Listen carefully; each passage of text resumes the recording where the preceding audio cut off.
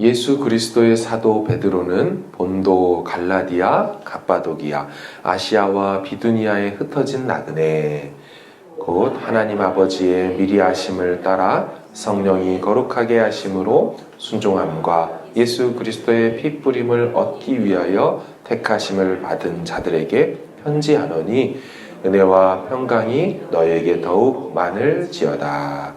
우리 주 예수 그리스도의 아버지 하나님을 찬송하리로다. 그의 많으신 긍휼대로 예수 그리스도를 죽은 자 가운데서 부활하게 하심으로 말미암아 우리를 거듭나게 하사 산 소망이 있게 하시며 적지 않고 더럽지 않고 쇠하지 아니하는 유업을 잊게 하시나니 곧 너희를 위하여 하늘에 간직하신 것이라. 너희는 말세에 나타내기로 예비하신 구원을 얻기 위하여 믿음으로 말미암아 하나님의 능력으로 보호하심을 받았느니라. 그러므로 너희가 이제 여러 가지 시험으로 말미암아 잠깐 근심하게 되지 않을 수 없으나 오히려 크게 기뻐하는도다. 너희 믿음의 확실함은 불로 연단하여도 없어질 금보다 더 귀하여 예수 그리스도께서 나타나실 때에 칭찬과 영광과 존귀를 얻게 할 것이니라. 예수를 너희가 보지 못하였으나 사랑하는도다. 이제도 보지 못하나 믿고 말할 수 없는 영광스러운 즐거움으로 기뻐하니 믿음의 결국 곧 영혼의 구원을 받음이라. 이 구원에 대하여는 너희에게 임할 은혜를 예언하던 선지자들이 연구하고 부지런히 살펴서 자기 속에 계신 그리스도의 영이 그 받으실 고난과 후에 받으실 영광을 미리 증언하여 누구를 또는 어떠한 때를 지시하시는지 상고하니라. 이 섬긴 바가 자기를 위한 것이 아니요 너희를 위한 것임이 계시로 알게 되었으니 그것은 하늘로부터 보내신 성령을 힘입어 복음을 전하는 자들로 이제 너희에게 알린 것이요 천사들도 살펴보기를 원하는 것이니라. 아멘. 이제 매일 성경 본문이 바뀌어서 이제 베드로 전서 이후에는 또 이사야서를 같이 좀 나누게 됩니다. 오늘 베드로 전서 말씀을 같이 보도록 하겠습니다. 여러분, 예수님의 12제자 중에 생각을 한번 해보세요. 성경을 쓴 사람은 몇 명이나 될까요? 12제자가 있는데 성경을 쓴 사람은 몇 명이나 될까요? 저도 한번 세봤더니 3명밖에 없더라고요. 사도 마태, 사도 요한, 그리고는 오늘 본문의 저자인 사도 베드로이죠. 사도 바울은 12사도는 아니죠. 맨 마지막 사도처럼 이렇게 맨 마지막 내가 부활을 만났다 하면서 12사도는 아닙니다. 여러분, 예수님의 12제자 하면 누가 가장 먼저 떠오르고 누가 가장 성경에 많이 나옵니까?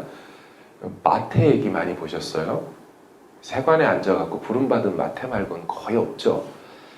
요한은요?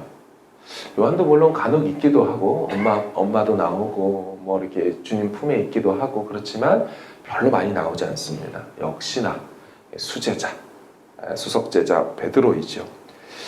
그런데 그의 서신은 그 분량과 성경의 배치면에 있어서 그렇게 많이 주목받지는 못한 것 같습니다. 예수님 공생의 시절에는 늘 수제자로 사도들의 이름 나열 중에 늘 먼저 나오지만 그의 서신서인 베드로 전후서는 그 정도로는 우리 성도들에게 많이 주목받지는 못하는 것 같습니다. 때는 주후 62, 63년경입니다. 이 베드로 전서를 쓸 당시에 초대교회 성도들이 나름 여러 핍박들이 있었습니다. 어떻게 알 수 있을까요? 본문에 그런 정황들이 나와 있기 때문이지요. 오늘 본문 6절을 좀 보십시오. 이런 말을 해요. 그러므로 너희가 이제 여러 가지 시험으로 말미암아 잠깐 근심하게 되지 않을 수 없으나, 시험이 한두 가지가 아니었어요. 여러 다양한 시험 때문에 근심이 있을 수밖에 없는 상황에 이 성도들이 처해 있다 얘기하죠. 베드로전서 3장을 좀 보시면 14, 16절을 보십시오. 3장의 14, 16절은 이런 말이 있어요. 그러나 의를 위하여 고난을 받으면 복 있는 자니 그들이 두려워하는 것을 두려워하지 말고 근심하지 말고요. 반대로 말하면 무슨 얘기예요? 두렵고 고난이 있고 근심이 있어요. 16절 같이 읽어볼까요? 시작. 선한 양심을 가지라. 이는 그리스도 안에 있는 너희의 선행을 욕하는 자들로 그 비방하는 일에 부끄러움을 당하게 하려 함이라. 아멘. 그들이 선을 행하고 있지만 그 선행을 오히려 욕을 하는, 비방하는 그런 공격을 당하고 있었다는 걸 알 수가 있죠. 4장 4절 보십시오. 4장 4절 읽어볼까요? 시작. 이러므로 너희가 그들과 함께 그런 극한 방탕에 다름질하지 아니하는 것을 그들이 이상히 여겨 비방하나. 당시 로마 사람들이 얼마나 방탕했습니까? 그런데 이 성도들은 구별되이 그런 삶을 안 살아요. 근데 그 꼴이 보기 싫은 거죠. 그래서 쟤들 뭐야? 이상히 여기며 비난을 쏟아붓던 시절, 예수 믿는다고 하면 아주 이상하게만 보이던 그런 어려움을 겪었죠. 4장의 12절을 제가 읽겠습니다. 이제 극에 달하는 표현이 있죠. 4장 12절. 사랑하는 자들아, 너희를 연단하려고 오는 어떤 시험이요? 불시험을 이상한 일 당하는 것 같이 이상히 여기지 말아라. 그 시험의 비유가 불시험. 어마어마하게 견딜 수 없을 정도의 극한 시험이라는 것을 알 수 있죠. 그러니까 이 편지를 받아든 당시 2000년 전의 역사적 정황은 이런 용어들로 설명될 수 있는 그런 상황이었습니다. 당시는 황제 네로가 자살하기 3, 4년 전입니다. 미쳐서 자살하기. 믿음으로 살아가고 성결하게 사는 것이 오히려 미움받던 시절 속에 살았어요. 그래서 베드로전서의 주제는 여러분 고난입니다. 고난. 성도가 겪어야 하는 고난. 세상 속의 그리스도인으로 피할 수 없는 고난. 사랑하는 여러분, 이 고난이 주제가 된 이 서신의 저자로서 베드로를 어떻게 생각하십니까? 고난과 베드로 어떤 연관성이 있을까요?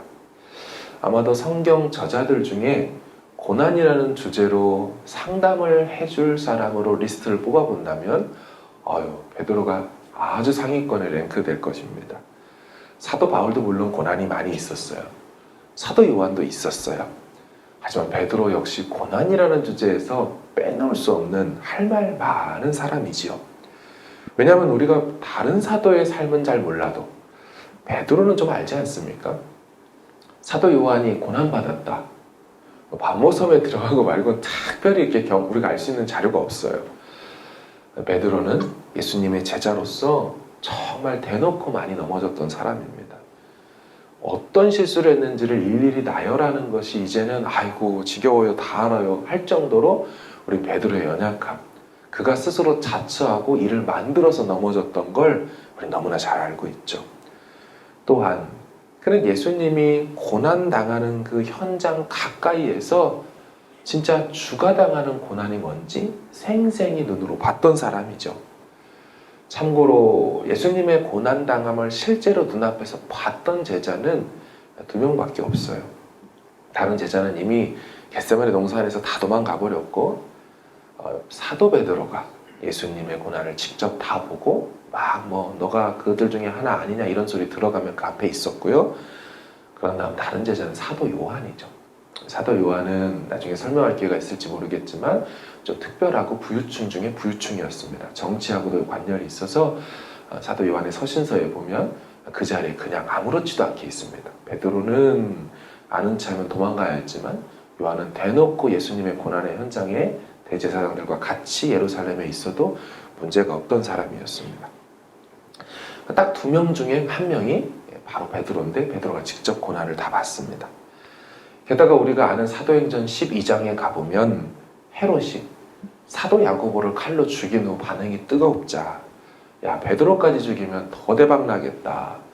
어떻게 했어요? 투옥했고 잡아서 또 이렇게 매질을 하고 이제 다음 날 죽일 것이 고지된 상태입니다.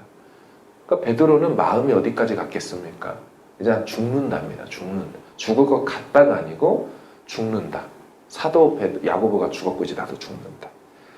우리는 이미 사도행전 3장 4장에 성전 미문에 앉은 그 앉은뱅이 지체장애인을 일깨워서 걷게 해서 그때 한번 투옥당했던 것도 밟고 또 2차 투옥으로 12장에서 또 투옥당합니다.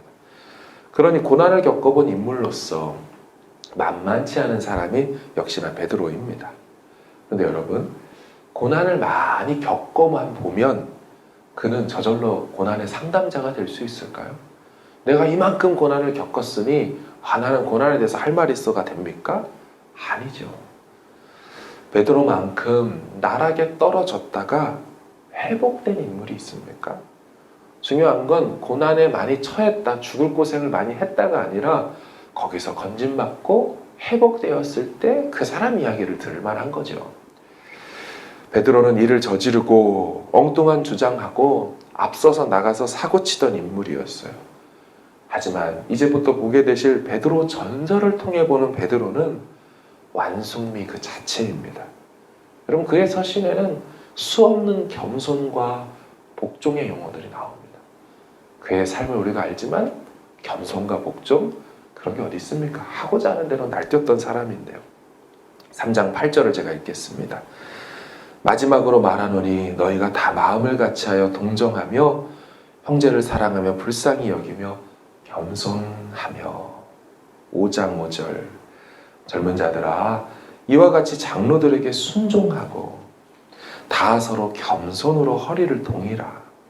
하나님은 교만한 자를 대적하시되 겸손한 자들에게 은혜를 주시느니라. 5장 6절. 그러므로 하나님의 능하신 손 아래서 겸손해라. 때가 되면 너희를 높이시리라. 전혀 성급하고 공격적인 면모를 찾아볼 수 없습니다. 확 그냥 들이받아. 그럴 때는 그냥 무시하고 하는 거야. 그래도 문제 없더라고. 이게 절대 아니죠. 절대의 겸손과 주님의 때를 기다리라는, 다 하나님의 계획하심이 있다라는 그런 믿음 안에서 그가 글을 쓰고 있는 이 베드로의 완숙함이 묻어있는 서신이죠. 3장 4절을 보면 오직 마음에 숨은 사람을 온유하고 안정한 심령에 썩지 아니할 것으로 알아. 이는 하나님 앞에 값진 것이다. 온유한 마음과 안정된 심령이 참 하나님 앞에 그게 보배더라. 그게 진짜더라. 그의 삶의 온유함을 찾아볼 수 없었고 안정됨을 찾아볼 수 없었기 때문에 지금 그가 말하는 이건 다 극복하고 회복하고 온전케 되어 깨달은 체득된 마음으로 진짜 레코멘드 해주는 거예요. 나아가 여러분, 베드로가 어떤 사람이었습니까? 그 대제사장의 종 말고의 귀를 칼로 그냥 확 쳐서 떨어뜨릴 정도로 격분이 심했죠. 체제와 정권에 대한 반항심이 강했죠. 몸에 칼을 품고 다녔던 사람이에요. 예수님이 기도하자 갔는데, 산기도하러 갈래 할 때 칼 들고 나갔던 사람이에요. 항상 무슨 일이 있으면 뭐 어떻게 해버리려고 하는 그런 숨은 그의 의도를 알 수 있죠. 그렇게 체제에 반항적이었던 베드로전서 2장에 이런 말을 해요. 2장 13, 14절을 보시면 인간의 모든 제도를 주를 위해 순종하되 혹 위에 있는 왕이나 혹 그가 악행하고는 징벌하고 선행하는 자를 포상하기 위하여 보낸 총독에게 하라. 지금 이 제도가 인간이 만든 제도인 거 알아요. 그럼에도 불구하고 뭐라고 얘기해요? 순종해라. 왕에게도 순종하고 총독에게도 순종해라. 무슨 말입니까? 모든 권세가 위로부터 났음을 인정하고 오히려 그런 악한 이 세상 제도라 할지라도 그거를 통해 하나님이 일하신다. 비로소 깨달았어요. 늘 로마의 반대를 하고 늘 이 상황들을 거부했던 그가 이제는 오히려 순종해도 돼. 하나님 손 안에 있으니. 성숙미가 아주 돋보이는 말들을 합니다. 그 중에서도 백미가 뭔지 아십니까? 마지막 5장이에요. 마지막 5장의 내용은 하나님의 양무리를 치라. 교회 리더십들에게 이렇게 권하죠. 5장 2절하고 3절을 제가 읽겠습니다. 너희 중에 하나님의 양무리를 치되 억지로 하지 말고 하나님의 뜻을 따라 자원함으로 하며 더러운 이득을 위하여 하지 말고 기꺼이 하며 맡은 자들에게 주장하는 자세를 하지 말고 양무리의 본이 되라. 사랑하는 여러분, 저는 이 장면이 제일 감동적인 장면이더라고요. 왜냐하면 베드로는 일찍이 주님을 버리고 도망갔죠. 부활의 주님을 만났어도 회복되지 못하고 어떻게 했어요? 갈릴리 바닷가로 가서 또 고기를 잡고 있었죠. 그럼 베드로에게 예수님이 찾아가셔서 유명하게 묻는 말이 있잖아요. 사랑하는 시몬아, 네가 나를 사랑하느냐? 3번에 걸쳐 묻고, 네 주님, 제가 주님을 사랑하는 줄 주께서 아십니다. 3번에 걸친 답을 한 다음 주님 뭐라고 하세요? 내 양을 먹여라. 내 양을 쳐라. 지금 베드로전서 5장 마지막 대미를 어떻게 장식해요? 그 예수님의 부탁을 온전히 받아들여 하나님의 양머리를 우리 같이 치자. 그 주님의 마지막 부탁이 그의 삶 전체를 통하여 대를 이어 또 다른 리더십들에게 권면할 정도로 베드로는 완전히 바뀌어진 인물이 됐어요. 정말 주님 사랑함을 성도 사랑하는 또 양머리를 치는 그런 모습으로 이어지고 있죠. 여러분, 베드로는 참 많이 무너졌던 사람, 참 많이 깨지고 망가졌던 사람입니다. 하지만 그런 그를 주의 성령께서 오순절에 오셔서 감동하시고 완전히 바꿔내셨습니다. 갈라디아서 5장의 성령의 열매를 그의 내면에 다 채우시고 이 오늘의 베드로 전서를 그가 죽음을 맞기 2-3년 전에 그렇게 쓰게 하셨어요. 우린 베드로 전서의 내용도 앞으로 보겠고 오늘은 수요 예배 때 베드로 전서 개관을 우리 목사님들이 해주실 거예요. 그래서 앞으로 많이 볼 내용은 없죠. 왜냐하면 5장밖에 안 되기 때문에.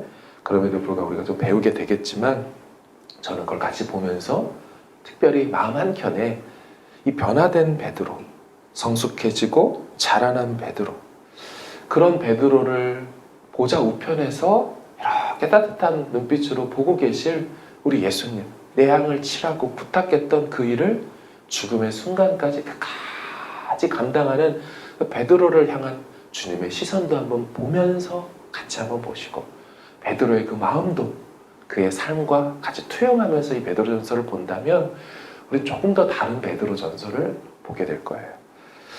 사도 베드로가 전해주는 성도에 있어서의 고난의 참 의미가 무엇인지, 고난을 대하는 택함받은 이 백성들의 태도는 무엇이어야 하는지, 시민권은 하늘에 있지만 이 땅에 흩어져 살아가는 이 거룩한 나그네로서의 이중 정체성으로 살아가는 모습이 무엇인지 그것을 누리고 묵상하는 시간을 가질 겁니다. 마지막으로 베드로의 진심 담은 고백을 우리 같이 읽기를 원합니다. 2장 25절이에요. 2장 25절. 베드로의 진심이 담겨있는 고백입니다. 2장 25절 같이 읽습니다. 시작. 너희가 전에는 양과 같이 길을 잃었더니 이제는 너희 영혼의 목자와 감독 되신 이에게 돌아왔느니라. 아멘. 여러분 이 구절을 잘 보세요. 그들에게 하는 얘기지만 자기에게 하는 거예요. 정확히 자기에게. 전에는 옛날에 양과 같이 내가 길을 잃었다. 이제는 내 영혼의 목자와 감독 되신 이에게 돌아왔다. 그들에게 말하는 것 같지만 자기 이야기를 했어요. 소아시아 5개 지역, 본도, 갈라디아, 갑바도기아, 비두니아, 아시아에 흩어진 거룩한 나그네들에게 이제 자기 이야기를 들려줄 겁니다. 양과 같이 길을 잃었다가 그분의 은혜로 다시 돌아와 참된 길을 찾은 이야기 말입니다. 거룩한 순례자 되어서 하늘 본향길을 걷고 있는 자기 이야기를 들려줄 거예요. 그 길을 함께 걷게 되는 동행자와 동역자들, 그 성도들 한 분 한 분을 초대하고 또 축복하면서 그렇게 이야기를 들려줄 거예요. 저도 같이 여러분들을 초대하길 원해요. 미리 이 베드로 전서를 묵상하고 읽어보시면서 이 사도가 전해주는 고난과 함께 가는 성도의 복된 그 여정에 이 새벽 시간 또 아침 시간을 통하여 이 겨울 따뜻하게 들을 수 있는 귀한 은혜의 시간 되어주시기를 간절히 주의 이름으로 축원합니다. 우리 같이 함께 기도하기를 원합니다. 하나님, 베드로란 이 인물을 주님께서 완전히 회복시키시사 주옥 같은 회복된 그의 고백을, 그의 진짜 진심 어린 정말 생생한 삶의 이야기들을 듣게 될 겁니다. 하나님, 우리도 이 땅에서 이중의 정체성으로 살아갑니다.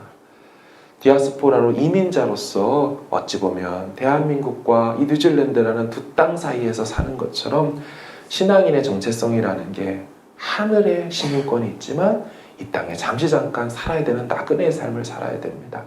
이 말씀을 통하여 디아스포라 이민자된 우리가 어떤 삶을 살고 영적으로 어떤 이중 정체성을 갖고 잘 살아야 되는지 듣게 하시고 우리 삶에 있는 고난들을 다 이겨낼 수 있는 그런 귀한 회복의 시간으로 이 시간들을 허락하여 달라고 기도하고 가지고 나오신 기도 제목으로 기도하신 후 평안히 돌아가 오늘 승리하시기를 바랍니다. 함께 기도하겠습니다.